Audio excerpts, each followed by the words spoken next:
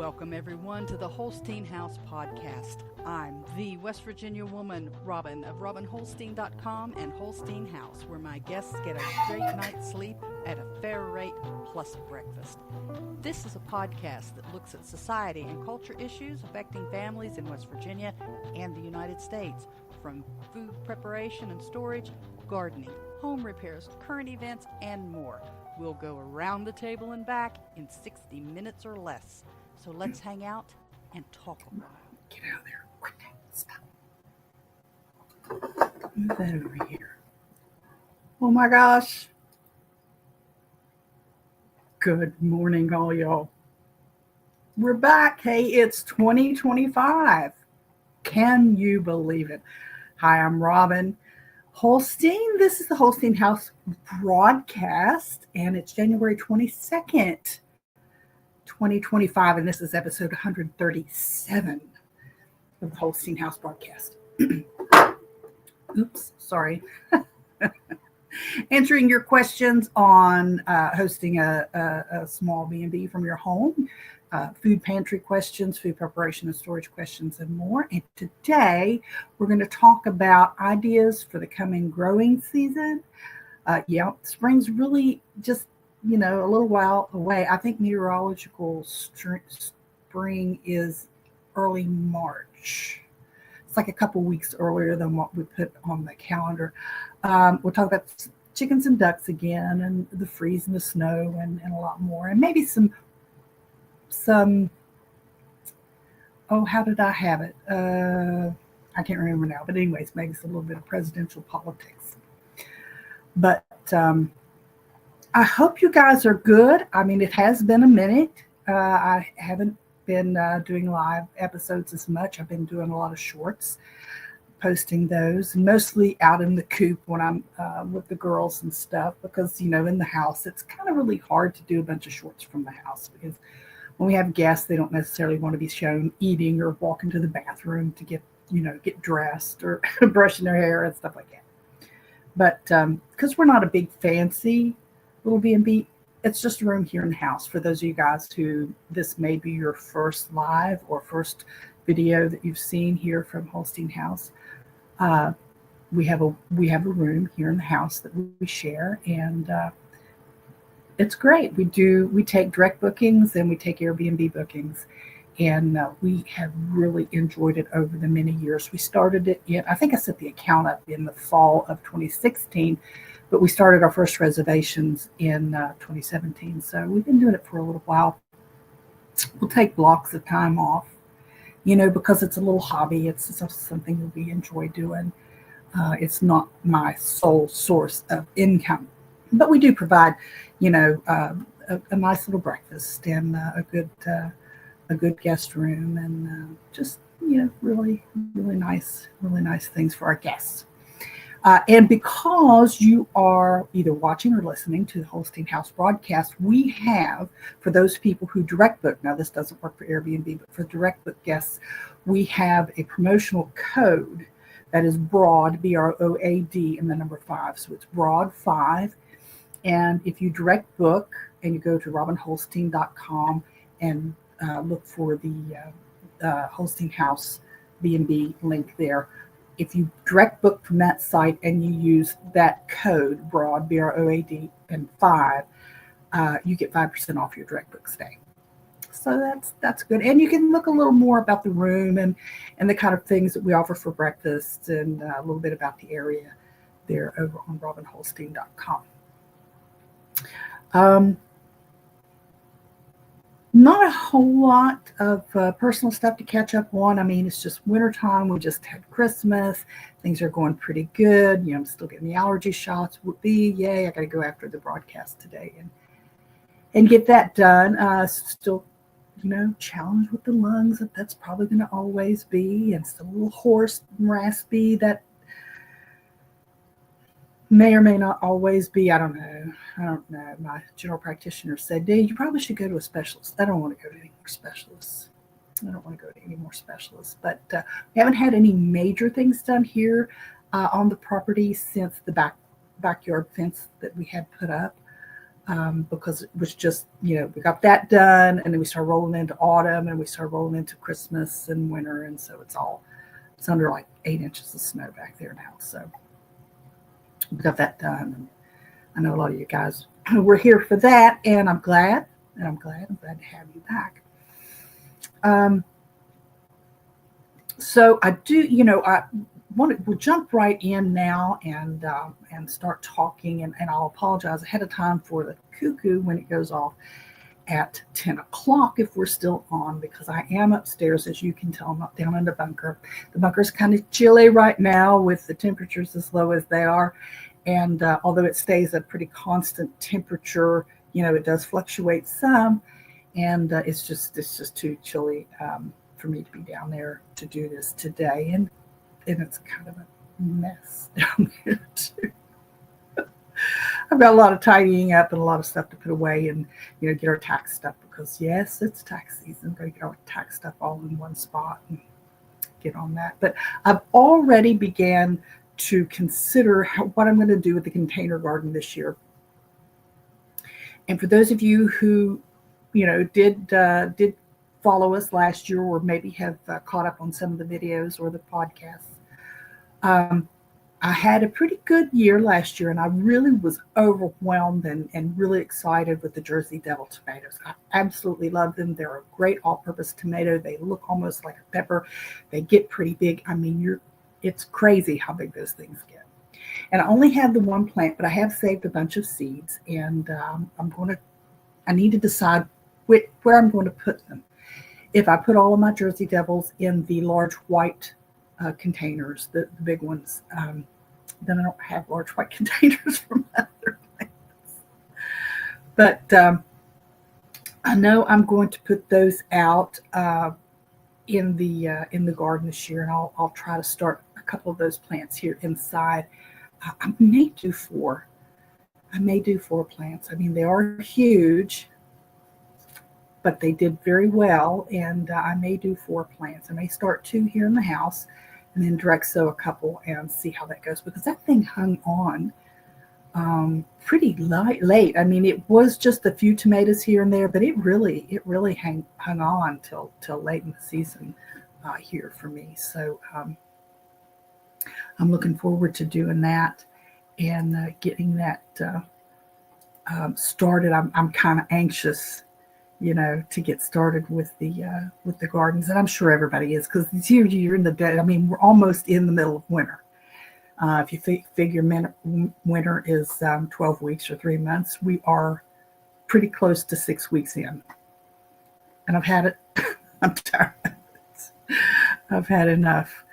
So I want to move on, and like everybody else, I have ordered a seed catalog.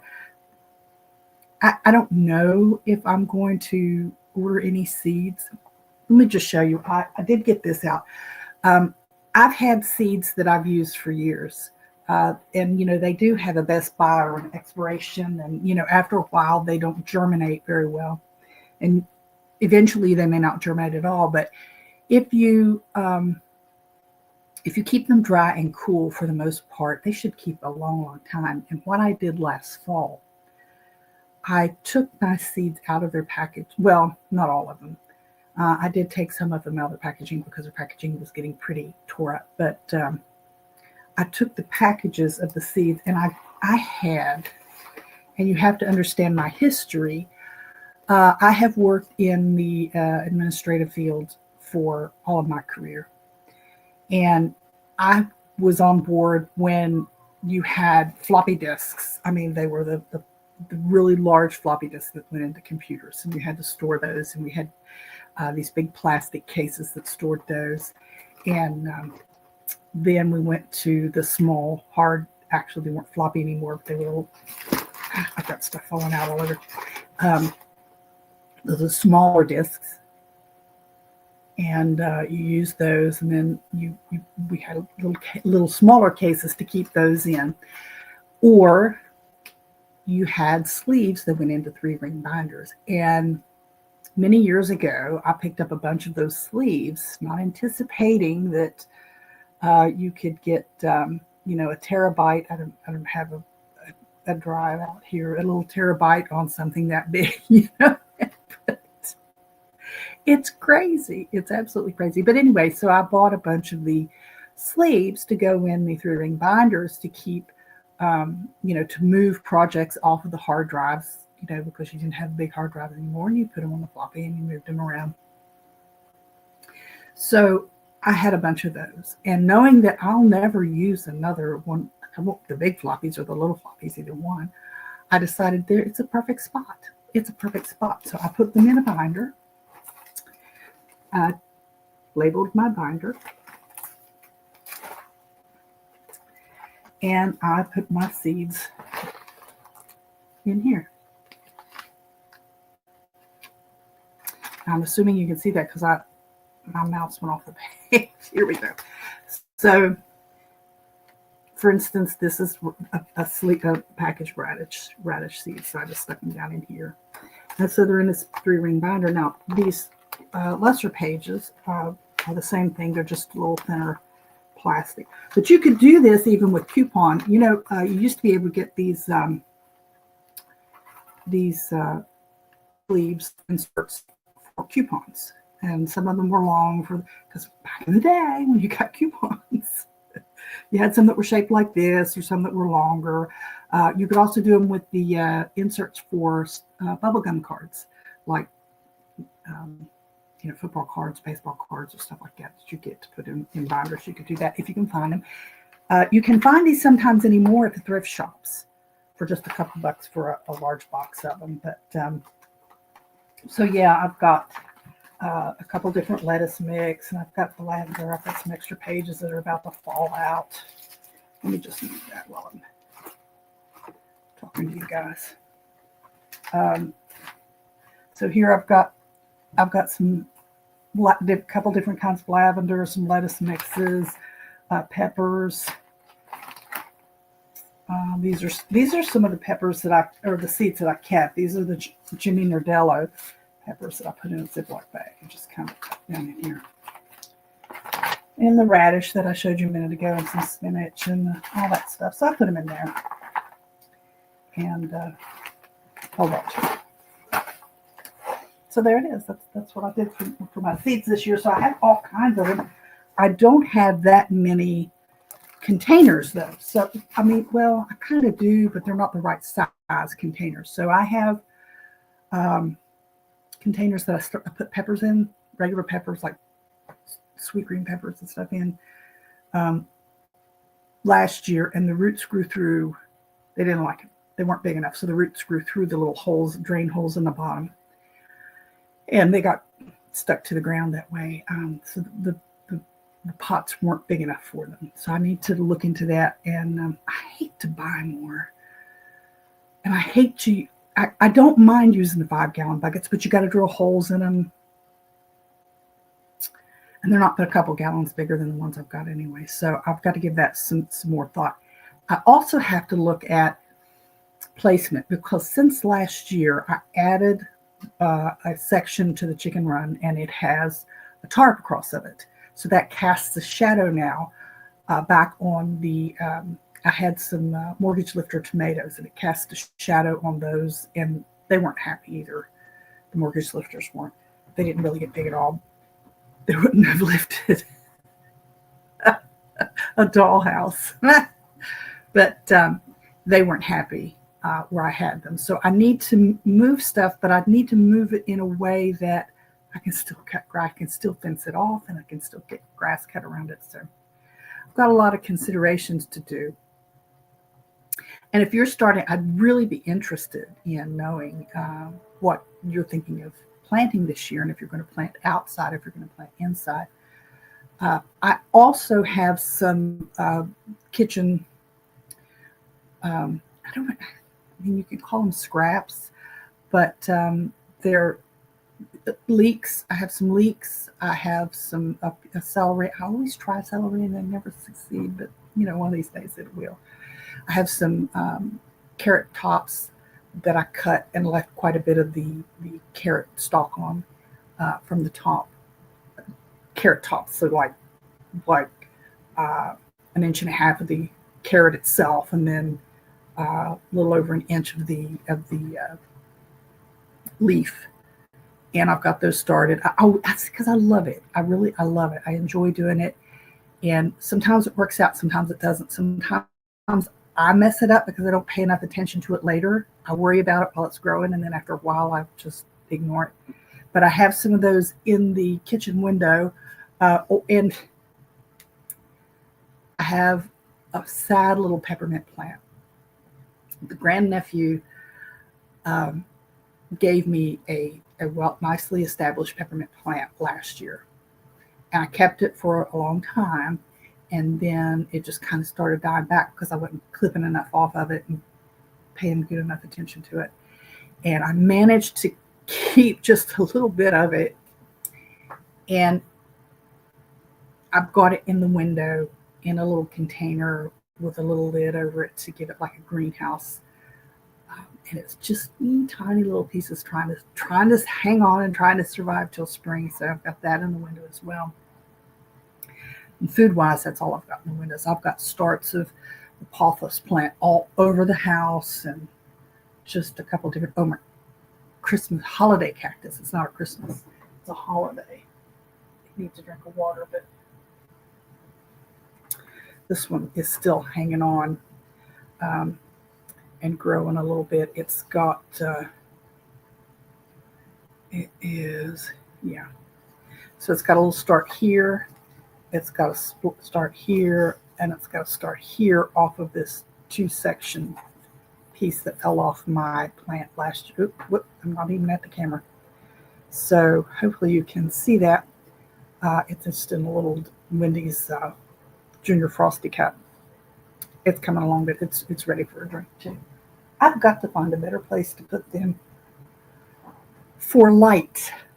For light, they're not blooming, which is a symptom of not having the correct light. I know where I had it when it bloomed at its best, and it was actually a southeast facing window. I don't have the same condition here in the house, so I'm not sure what I'm going to do with it, but I think we've had that conversation before. But we'll see. So that's, I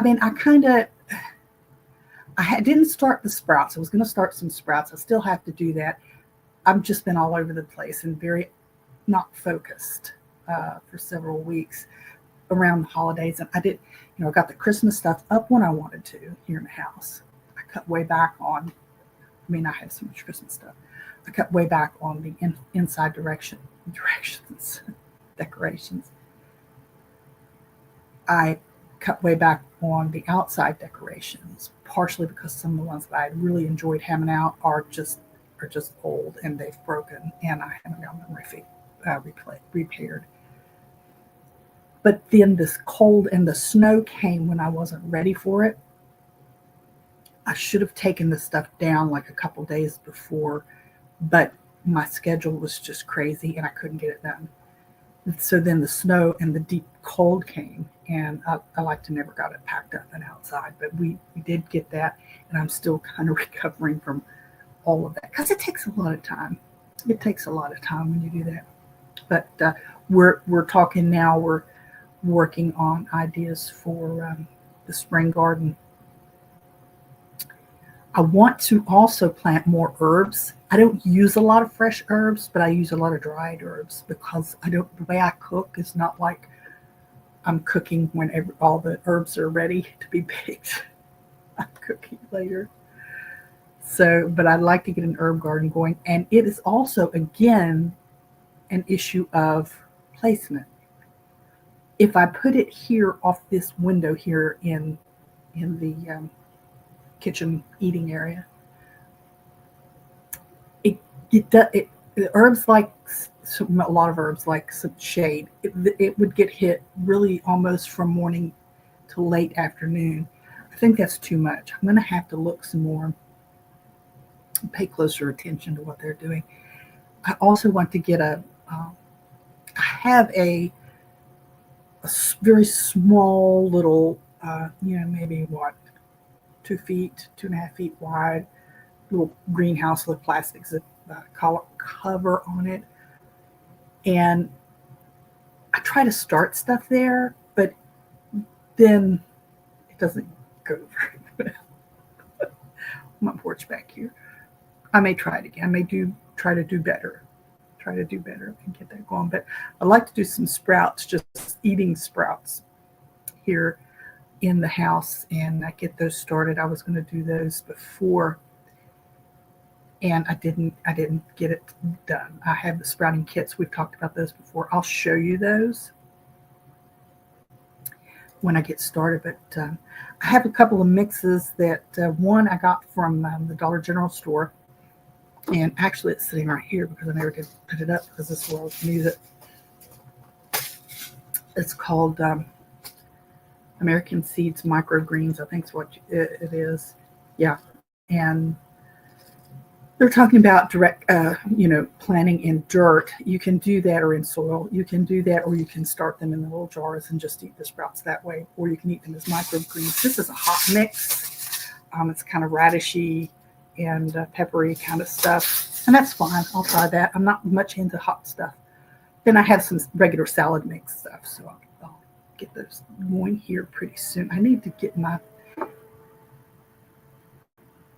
almanac is in there, and it has the dates, and I need to count back and mark the calendars. Excuse me, because I think here in the next couple of weeks is when you're supposed to start them in the house, because some stuff in the house.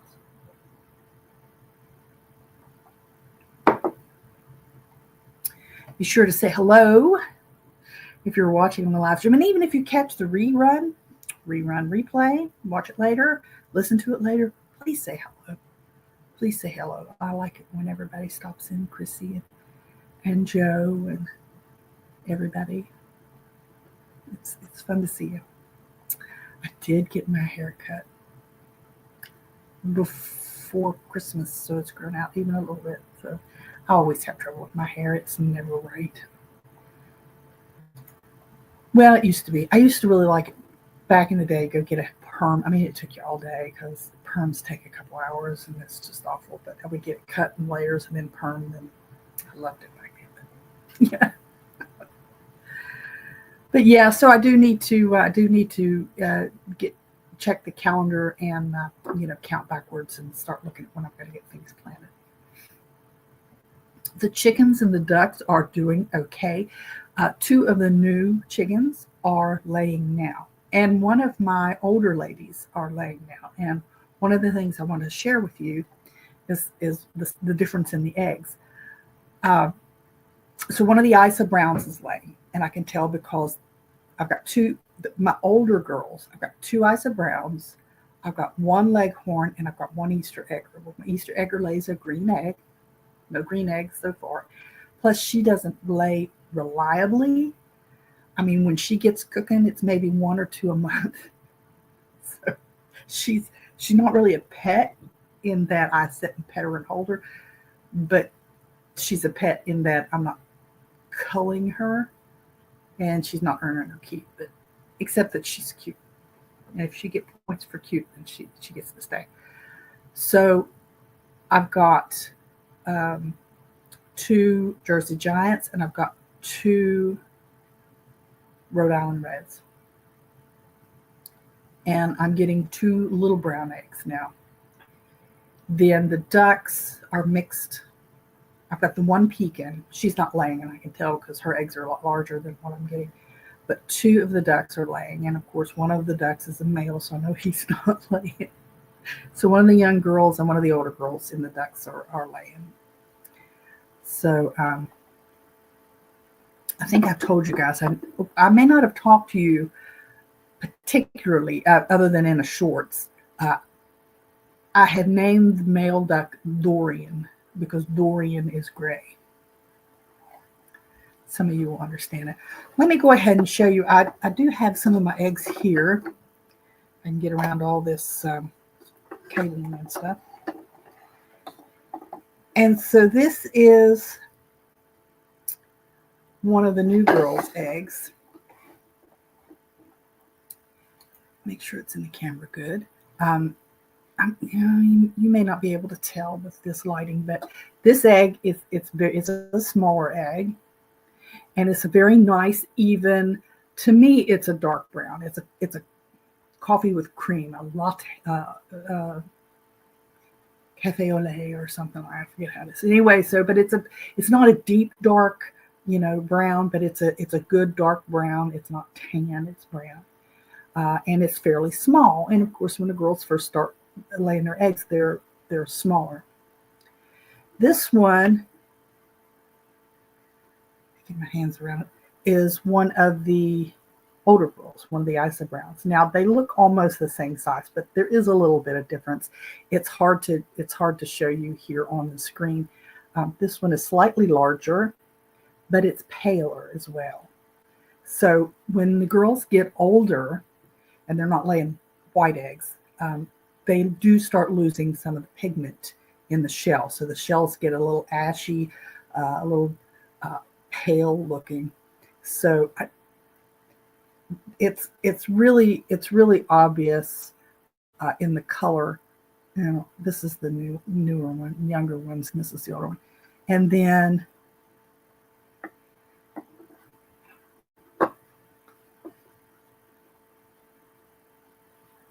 that's the duck egg. So the duck egg is even larger than a large chicken egg. But my Pekin egg, when she lays, it's going to be just a smidge bigger than this. So this is a good side egg. So I don't have 3 fingers or 3 hands, or I would show you all of them. But that's the general idea, and how I know that some of my older girls are laying, and it's one of the Isa Browns is laying, and some of my younger girls are laying. So there's your education of the day. Now, I have had Mr. Holstein asked me a couple nights ago if I wanted a heater to put in the coop, and I said no. And I said no real quick. I said I'm not interested in having a fire. And he says, oh, you wouldn't get a fire if it gets tipped over. It'll kick off. It's got an automatic thing, so it'll kick off. And I said nope. His concern was that because the temperature were getting down into the single digits and a little bit below 0. And I understand it, and it was something that concerned me the first winter that I had chickens as well. And the more I read, the more I understood. If we were getting temperatures that were going to be several degrees below 0 for an extended period of time, I wouldn't necessarily put in heat, but I might put in more straw or pine shavings or something to buffer the cold and retain what heat is naturally in the coop. The thing about the chickens, of course, I keep my ducks and chickens together, so it's a little damper than just a pure straight out chicken coop. But there is so much dust, and the dust is from their wings and the little pieces of feather that fly off when they flap and all these things. So there's a lot of chicken dust. There's all that wood from the pine shavings. There's straw. There's now I don't know, fumes count. They don't really count, but there's the chickens and there's the ducks on the floor walking around, catch their feathers on fire. I have no desire to do that. If I were going to heat it, it would be one of those little radiant heat map kind of things. But I'm not running electric out there. These animals are not house pets. They weren't raised in a house. They are genetically designed by nature to withstand the cold. Birds in the trees, they may get under leaves. They may find a little bend in a tree arm or something. They've got their little nest to hunker down in. They're not falling out of the trees as a rule, frozen solid, unless they're sick. So chickens don't need heat except when they are chicks, and mama chicken usually takes care of that. If you have a hen hatch eggs, she has feathered up the nest, she has fluffed up the nest, she has that nest just so, and she's sitting on it, keeping those eggs warm. And that's even in the spring. They're not usually trying to hatch eggs in the winter, even if they're laying. And most of the time they're not laying. Unless you artificially light, which is a whole different conversation. So no, I had the chickens are good. What I do is I give them some scratch grains, extra scratch grains in the evening before they go in. That gives them the carbohydrates, the sugars and stuff to produce the body heat that they need to. And they've got their feathers fluffed up, and they're hunkered down over their feet, and they're keeping their feet enwrapped in their feathers. They're just fine. Ducks are the same thing. Chickens and ducks, usually by nature live out on water. If I turned these ducks loose where they could get to the water, they'd stay at the water even when it's froze. I mean, that's just when it's this cold. Excuse me.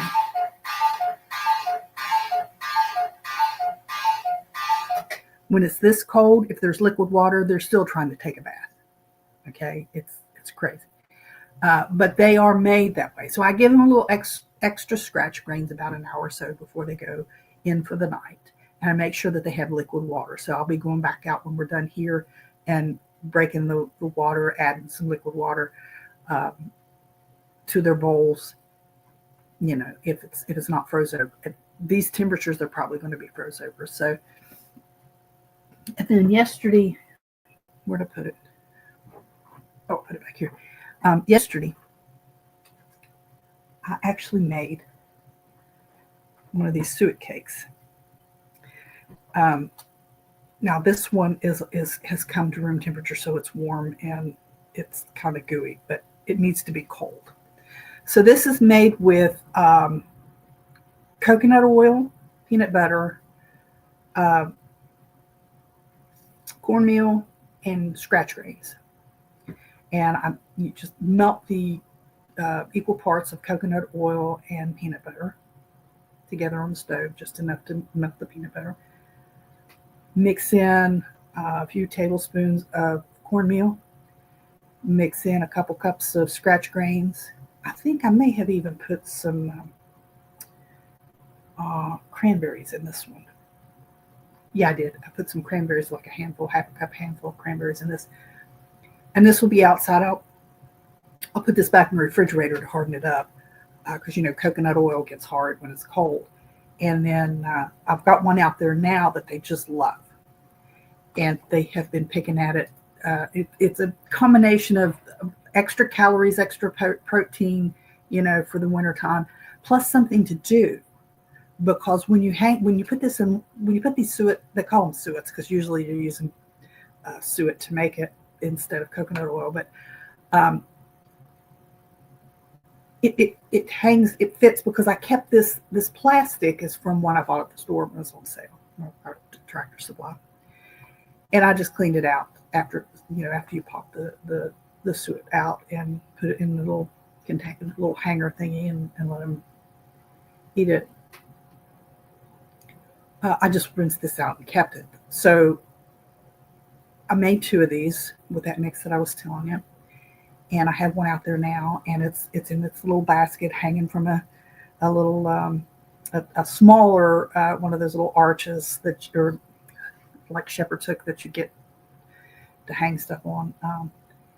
And they're having a ball with it because in the winter they get bored, they can't get out in the grass, and they'll start picking at each other.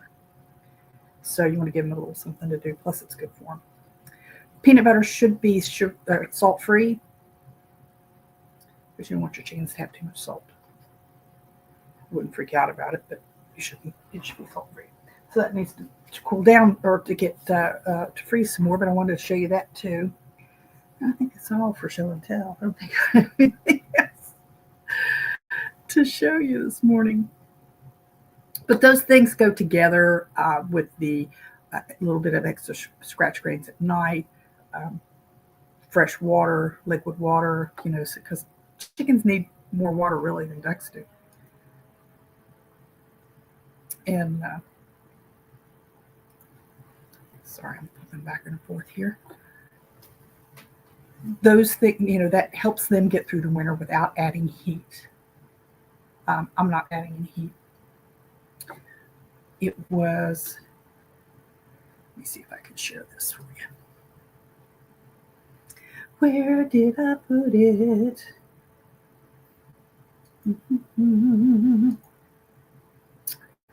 I put it over here, and I put it right there. I think that's it. Oh no, that's not it. That's the spider web. Can you see what that is? Let me do that. Can you see that? Go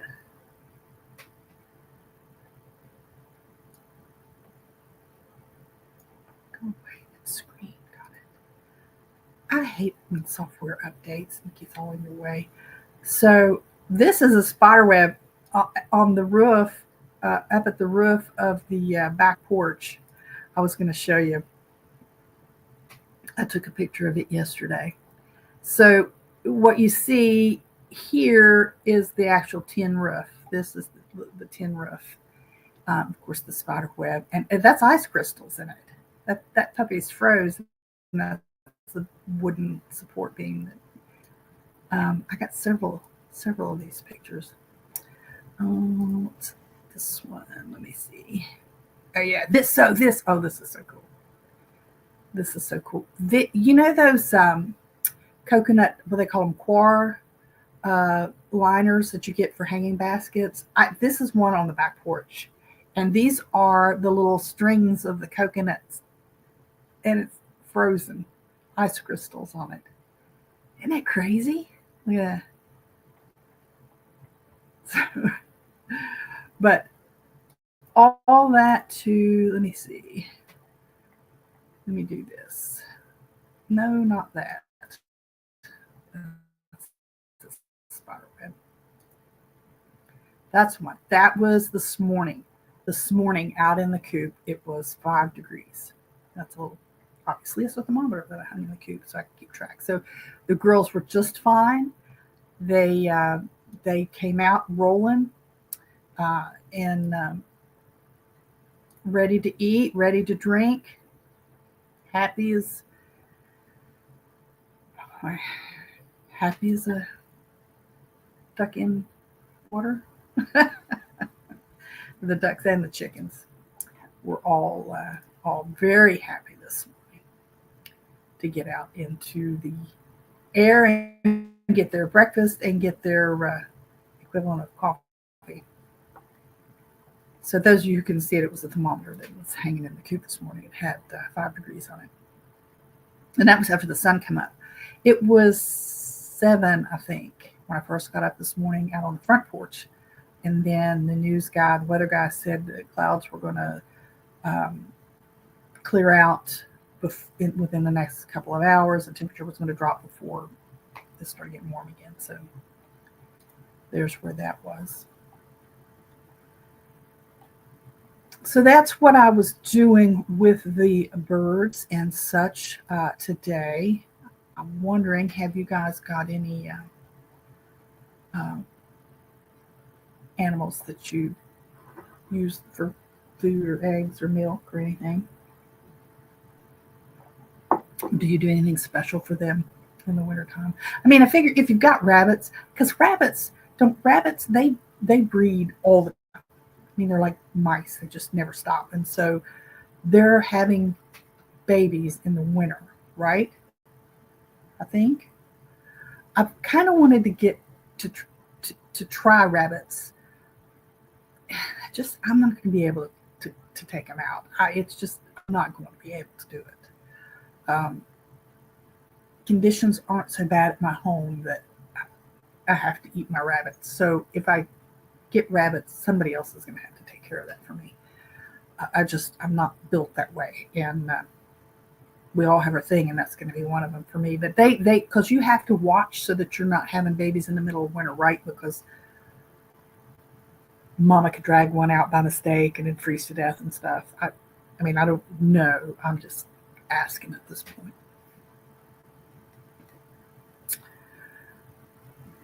So we've gone through that. I do want to talk a little bit about while we have some time, and we've got about 20 minutes or so. I can talk forever, so there's that. I have had, if you raise birds for eggs or even meat, really, I guess, and you sell it, you'll know what I'm talking about. I have had more inquiries in the last couple weeks for people wanting to buy eggs than I have in a couple years. And you know why? Because they're starting to notice the price of eggs at the store. So egg shortages are spiking all over the place. And it's in these big commercial places that are being hit by the bird flu. So what happens is the bird flu comes along. The first time I ever remember hearing it discussed, it was being transmitted by wild birds. And so the department, if you see dead birds laying on the ground, don't touch them. Call, I don't know if it was DNR, who it was at the time. Let them come and get the animals so that they can test them and see if they're contaminated with this bird flu. I also want to think many years ago. I'm talking late 90s, like 97, when I worked for public health in environmental health and public health sanitation, that one of the guys in the public health sanitation division, so environmental health was the umbrella agency, and then there was public health sanitation, there was environmental engineering, and then I worked in the administrative offices. That one of the guys had to go and test fecal matter of these birds. And I think, because I wasn't paying attention because I was working in an administrative office, I wasn't worried about what the guys were doing in the field. I was processing their travel. I was scheduling meetings. I was doing letters for the director and that kind of stuff. So I think that's what was going on, because they teased one guy real hard about having to swab the butts of these birds. And I'm thinking that's what it was. So that was a long time ago. Even if it wasn't, there was something going on at that time. But I know when I got to the conservation office, the administrative offices for the conservation agency, that there had been a massive culling and burial of birds because of bird flu. And it was in one of the poultry houses, and of course, poultry houses are a long way off from me, but this thing isn't new, and it comes around, and what ends up happening is there'll be one bird or a couple of birds drop over sick or drop over dead, and they'll take it and they'll test it and they'll find that it's got this bird flu virus. And they'll just cull them. They'll cull the whole flock, and they have to sanitize everything. They got to get rid of the carcasses. And, I don't know if there's a wait time between cleaning that place up or what, but, it will roll so fast because those birds in those commercial facilities are just packed in. Even if they tell you that they've got that they're cage free, they're not in cages, but they're packed in together. And so it's like when you send your kid to kindergarten, right? There's only about, 20 kids at the most in the room, but all of them, one of them gets sick, they're all down. So it does a lot of the same thing. I don't know. I talked to a fellow, Roy, here just very briefly about this a few weeks ago. And Roy had run for West Virginia Department of Agriculture commissioner. And I asked him his opinion on this, and he says it needs, just leave it alone, let it run its course. It's probably not going to take out the entire flock. The ones that don't kill over are going to be, healthier birds. It's just like us. You get the bug, you go down for a few days, you get up, you're stronger. more resistant to it. And so, yeah, I'm kind of that way. I get it. I don't know if you're cooking your eggs. I mean, it's like salmonella. If you're cooking your eggs, you're not going to die from salmonella. If you're cooking your chicken, you're not going to die from salmonella. I can't imagine that whatever the virus is that this bird flu is all about, if you're cooking it, that it's going to make you sick. And I cannot imagine. Now, I know they're saying that there's some cats getting sick from it, eating cat food. And one guy said something about he gave his cat milk that was not pasteurized and it was passed on to his cat. His cat died from the milk that had the bird flu. Yeah, I got to wonder. There has to be more to these stories. The cat getting it from the cat food, I can buy that because they're eating so much and it's not cooked. I don't know what the temperature is that these canned cat food products are sealed at, heat sealed at, whether it's high enough to kill this stuff or not. Or if they're getting it somewhere else, if they're eating dead birds on the side of the road and then blaming the cat food. I don't know. There's a story on Axios. There's a link in the description. It should be there that you can look at. And it's talking about this bird flu, and it's talking about the egg shortages. It says, an outbreak of avian influenza is growing and has affected nearly 13 million birds in the last 30 days. So you don't replace 13 million birds that fast. That's where a big part of the price is going up. Some retailers are limiting how many eggs consumers can purchase, while others are having a hard time keeping shelves stocked. It's a really crazy situation and an unfortunate situation for consumers because the supply situation is what it is due to the bird flu. And it's a state of play. Eggs prices are climbing to new record highs daily. Karen Rispoli, managing editor for Eggs in America for private reporting service. That's just worded really awkward. Egg prices are climbing to new record highs daily. Karen Rispoli, managing editor for Eggs in the Americas for price reporting service Expana, tells Axios. A dozen large eggs in the Southeast and South Central will be north of $7, while Midwest eggs are $6.95. Assuming you're dickering over a nickel. Please stop that. Brian Muscaguri,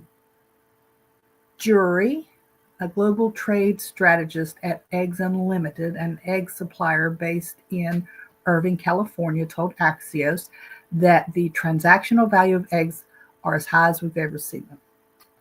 Some of the retailers are short because their suppliers have been directly impacted and the replacement cost is extremely high right now. Well, yeah, because there's not much egg to be had in the market. Meanwhile, Emily Metz, president and CEO of American Egg Board, said demand for eggs at retail have been exceptionally high for a sustained period, and failing to act quickly and identify new ways to fight highly pathogenic avian influenza, or HPAI, could mean continued challenges for customers and customers who need the nutritious foods impacted.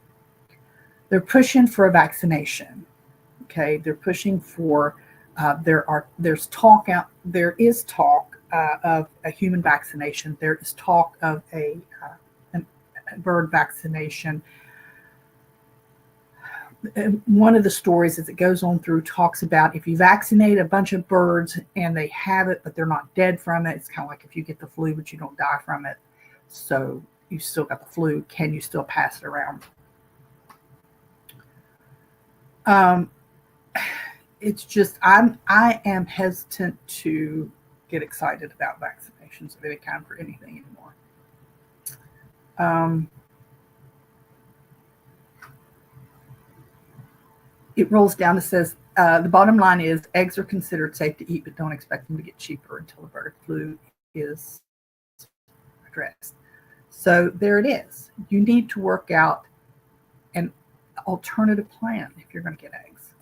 And if you're going to raise chickens, you need to figure out where you're going to get your chicks from, because they're going to be high as well. That was the Axios. I've got it on there twice. So eggs are going to be higher. You know, they're already high. They're already high. But you need to work out where you're going to get your eggs from. Don't wait till the last minute. Start figuring it out now. Dehydrated eggs aren't a bad deal if you can find them, because they're going to be before all this gets started. And if you do it now, you may be able to get in before the prices go up for that as well. Now, we've also got the red dye ban. Now, red dye, I always thought this particular dye, the red dye number 3, I already thought it was gone. I really did. I thought this was some different number of red dye that we're seeing in foods. When you think red dye number 3, think maraschino cherries. That's the one. That's the color, okay? The U.S. has banned the use of red dye number 3 in food and ingested drugs due to its links to cancer in laboratory animals. Manufacturers have until January 2027, so it's not today, January 2027, to reformulate their products while making ingested drugs, while those making ingested drugs have until January 2028. So all they have to do, they've got 2 years, January 2027, to come up with a reformulation, which means they're still going to be producing stuff with that dye in it, unless it's an ingested drug. And for some odd reason, I don't know. Some of the coated tablets that you get are colored with red, I guess. But why you need a cup? Well, it's all about marketing. It's all about marketing. So those making ingested drugs have until January 2028 to comply with the ban. So now the FDA, Food and Drug Administration, says that red dye number 3 has primarily been used in certain food products such as candies, cakes, cupcakes, cookies, frozen desserts, and frostings and icings, as well as certain ingested drugs. We have seen Robert Kennedy Jr. talk about Fruit Loops, but cereal's not listed here on this in this link. And this link is also in the description for FDA from the FDA. So the FDA is not saying that this is in Fruit Loops because it doesn't say cereal. This is candies, cakes, cookies, cupcakes, frozen desserts, and frostings and icings. So I don't. This doesn't affect Fruit Loops apparently. But again, one of the things that they say in this link is that that humans don't process the same way. I'm not saying that you should be eating a bunch of red dye number 3. Okay, I'm not. But it seems like that the cancer studies on the mice gave such a large amount of this dye to the mice as like they wanted to cause a cancer. At what point? But again, or also I should say, instead of again, also, what's the cumulative effect? We're getting what is the cumulative effect of all of the chemicals we assault our body with? And ladies, I'm going to talk to you because I know more about that. The chemicals in the stuff that you put on your hair to change the color, to bleach it, to dye it, to perm it, to style it. Just think of your head. Just think of your head. All of the chemicals that you put just on your hair. The shampoo chemicals, the conditioner chemicals. Now let's move down to your makeup. Your foundation, maybe your moisturizer. Start looking at these labels. If you use a moisturizer, face creams, face powders, your lipstick, your eyeshadow, your mascara. Some of you women out there are going to the beauty shop and having these extensions glued onto your eyelids. Then you're having chemical solution put on them to curl them back. And then you want to talk about red dye number 3? And it's killing our children. Lipstick, that particular dye can't be in makeup, but lipstick, powder, blush, come on down. Body wash, deodorant, wash for other things, spray on tanning beds, acrylic nails. So if you guys have never had acrylic nails, what they do is they take a Dremel tool, they sand down the nail down real thin. They put some glue on it. They glue this acrylic nail on it, and they also sand down before they do gel nails. They super glue the chemicals in super glue this acrylic nail on this nail bed that has been sanded down so it's pretty thin, so your skin under your nail can just absorb this stuff. Then they paint it with this, nail polish and harden it with a blue light.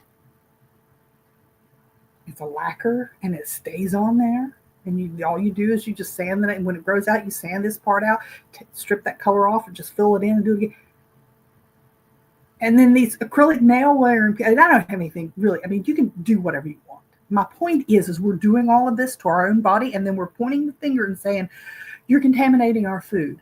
Holy cow, where does it stop? Where can you draw the line between the chemicals in the food you're eating and the chemical you're dousing your skin with?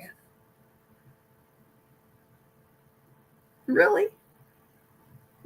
Which one is it? I've had acrylic nails, and I have some of the gel nail polish and stuff that I use every now and again for special occasions and stuff. And I don't care. Do whatever you want to do, but understand when you're jumping up and down and shooting fireworks out your fanny because of the chemicals in your food, and then you're doing all this. It's insane. It's absolutely insane. Your skin is the biggest organ of your whole body, and you're dumping so much more junk on it and soaking in it and soaking in bath water with what? Not just salt, not just 1,000-year-old Himalayan salt water, but bath oils and all kinds of stuff. But you're a vegan. You're a vegan.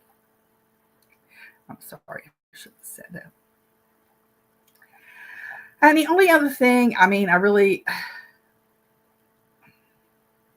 said we might talk a little presidential politics, but I kind of really don't. I don't want to get political, but the election's over. The new president is sworn in, and he's getting his cabinet in place. And I got to tell you, just overall, most people that I'm in communication with are in a much better mood.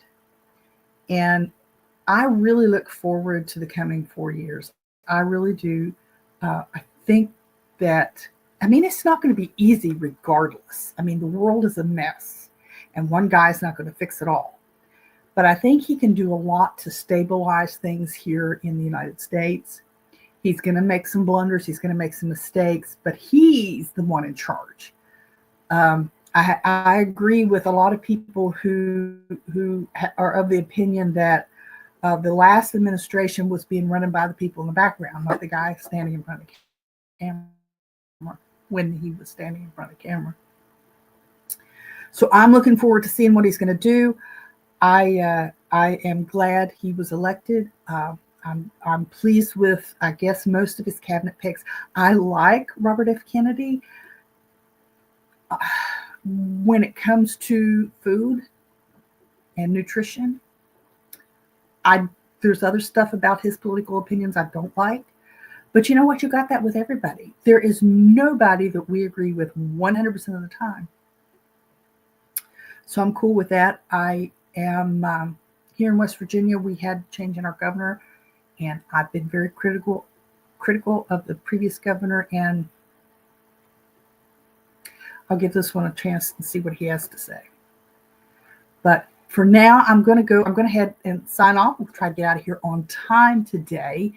I wanted to keep it right at an hour, and we're almost there. So I would love to hear your comments and your suggestions and your thoughts. I'd love to have a discussion with you. And for now, I'm going to say goodbye, and we keep looking for the shorts, and we will be back again soon. Talk to you later. So there you have it. Post your comments, do all that boosting, liking, sharing, thumbs up, and stuff that helps spread the word and poke the algorithms. Follow me on most of the big social media platforms and look for my name, Robin Holstein, or Holstein House. Till next time, bye-bye.